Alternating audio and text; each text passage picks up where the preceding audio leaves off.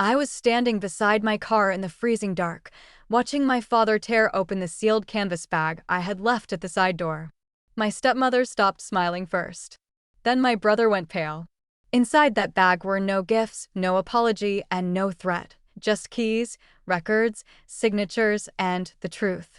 24 hours earlier, they had laughed and called me the clerk who stayed too long. Now they were learning what happened when the clerk finally walked away. My name is Marissa Hale, and for most of my life, I believed quiet loyalty would eventually be seen. My father, Preston Hale, built Hale Harbor Solutions from one leased warehouse near the river in Portland, Oregon. By the time I was 34, the company handled port schedules, refrigerated storage, customs paperwork, and private freight contracts for clients who hated delays more than they hated high fees. To the public, my father was the kind of man people praised at charity breakfasts. He shook hands with mayors, donated to food banks, and gave speeches about family values. At home, he measured people by usefulness, then pretended usefulness was love. My stepmother, Celeste, was softer in public and colder in private.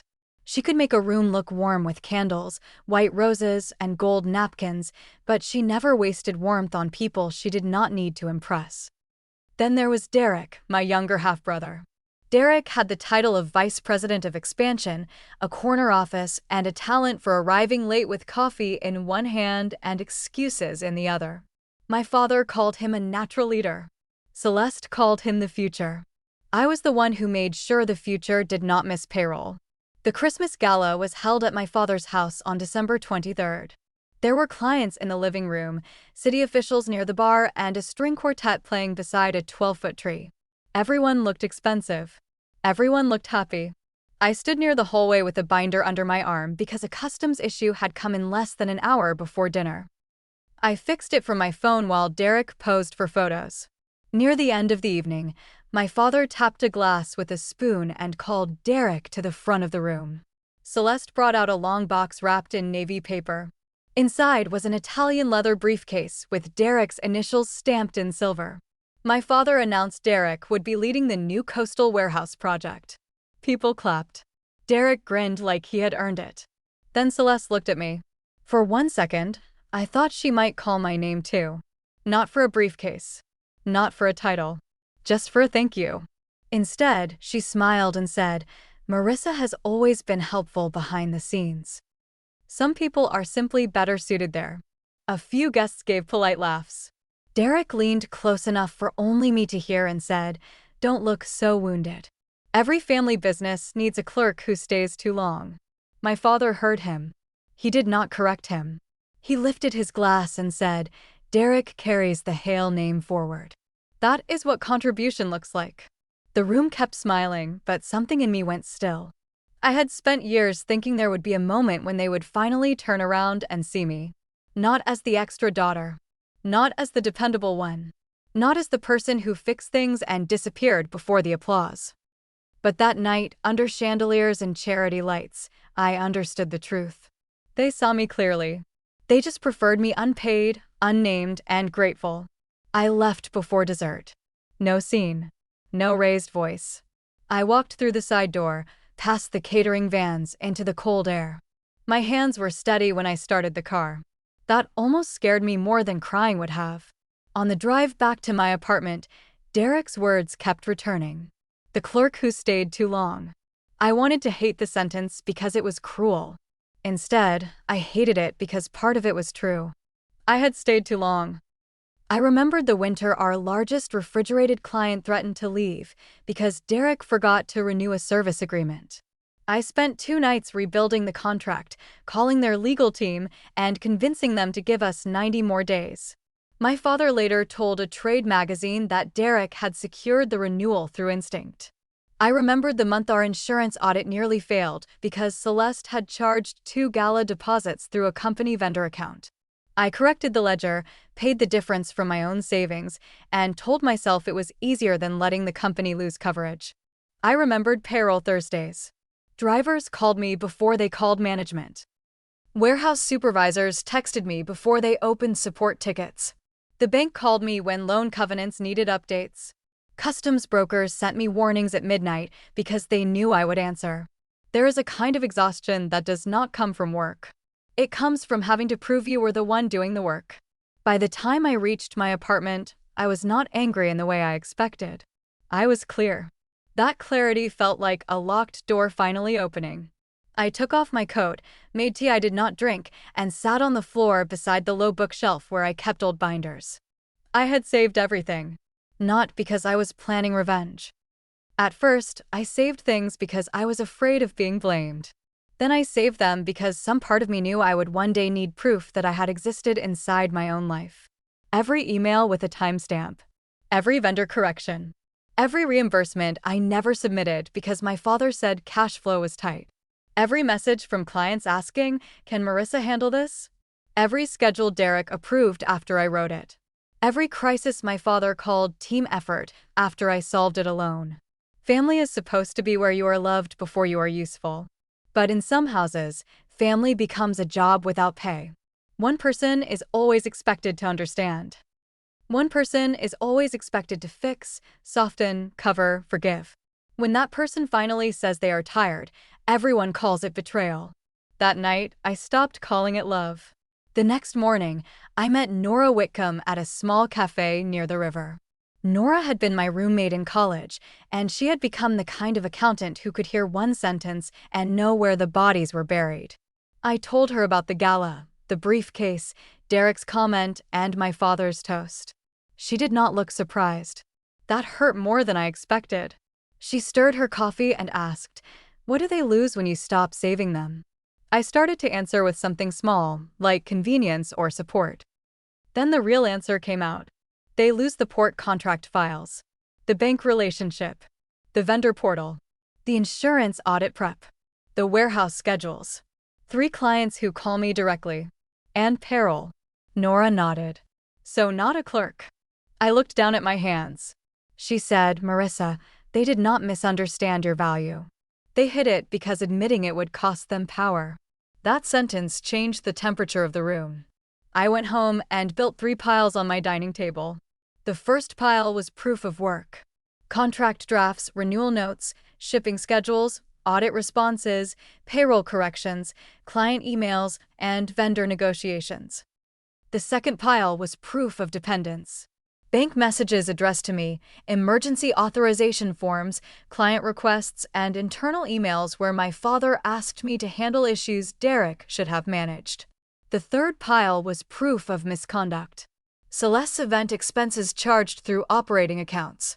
Derek's private travel coded as expansion research. Payment records from a gambling app hidden under a software category. A loan update my father had signed with revenue projections I knew were not accurate.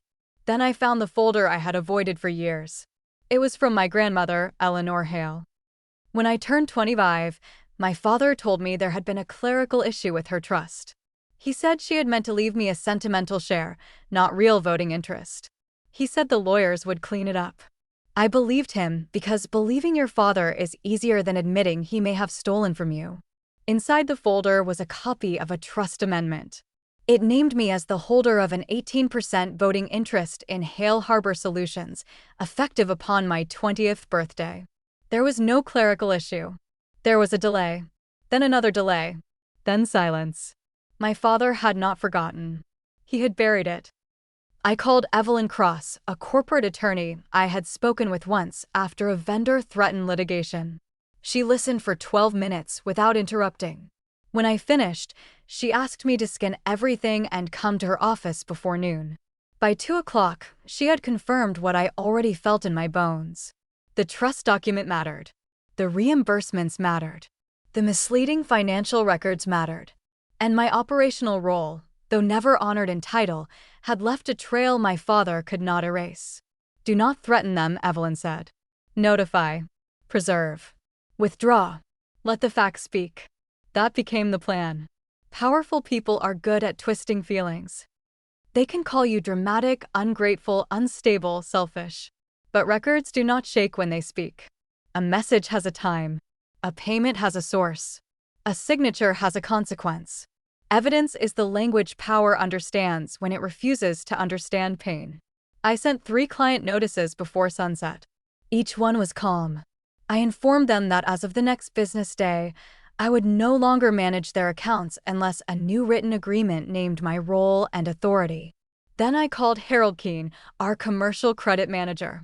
When I told him I was withdrawing from emergency contact and informal guarantor support, he went silent. Finally, he said, "Does Preston know you are doing this?" "No," I said. "But he will." I spent the rest of the evening assembling the sealed canvas bag.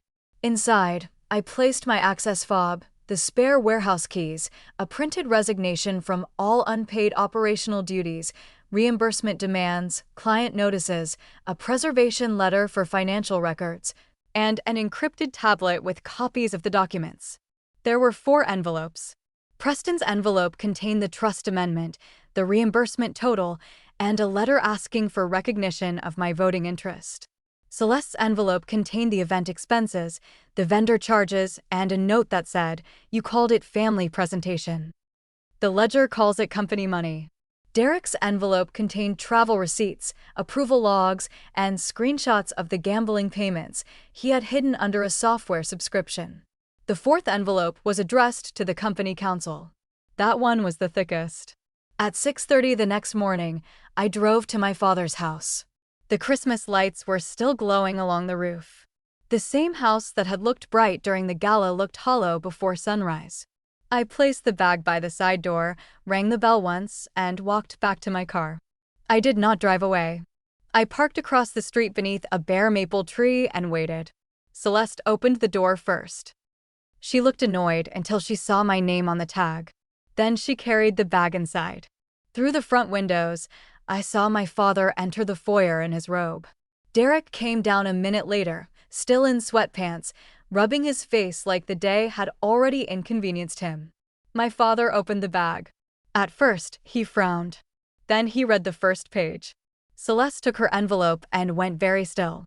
Derek laughed when he saw his name, then stopped before the second page. My phone began ringing. Preston. I let it go to voicemail. Then Celeste.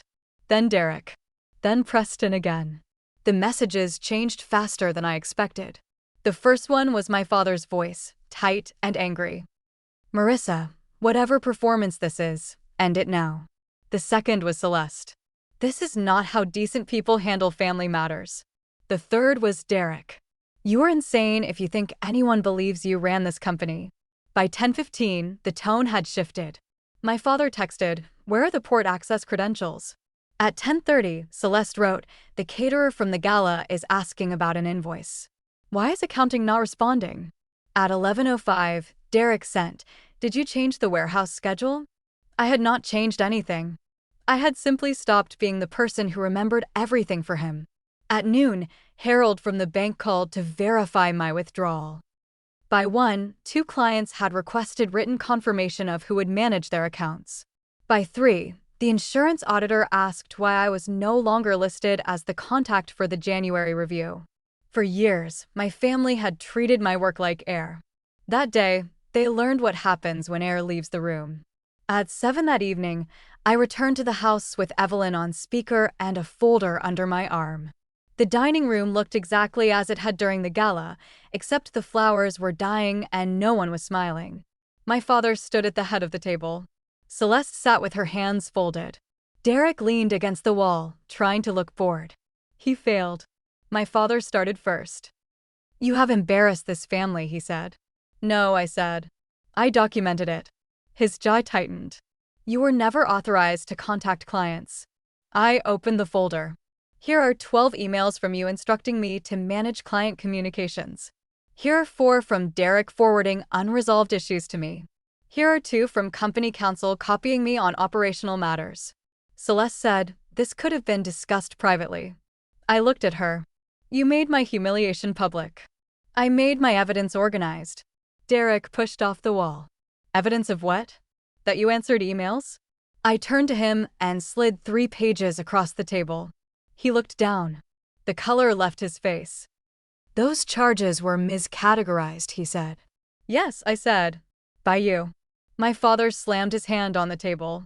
"Enough." The old me would have flinched. I did not. I placed two documents in front of him. The first is a demand for reimbursement and formal recognition of my 18% voting interest. The second is a transition proposal. If you sign within 48 hours, I will assist an outside operations consultant for 30 days through counsel, not directly. If you refuse, Evelyn will file to compel trust recognition, preserve company records, and notify the relevant parties attached to the loan review. Celeste whispered, "You would destroy your own family?" I looked around that room. The candles, the silverware, the portraits, the perfect table where I had learned to make myself smaller. "I am not destroying the family," I said. "I am resigning from being its foundation for free."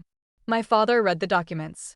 For the first time in my life, I watched him search for a weakness and fail to find one. He tried one more time. "You are being emotional."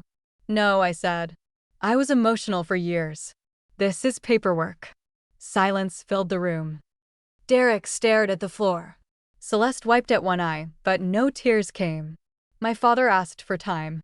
I gave him 48 hours. They signed in 36. Not because they loved me. Not because they suddenly understood. They signed because the bank had questions, the clients wanted stability, the trust document was real, and the records were worse than they wanted to admit. The agreement recognized my voting interest. It set a repayment schedule. It removed Derek from financial approvals pending review.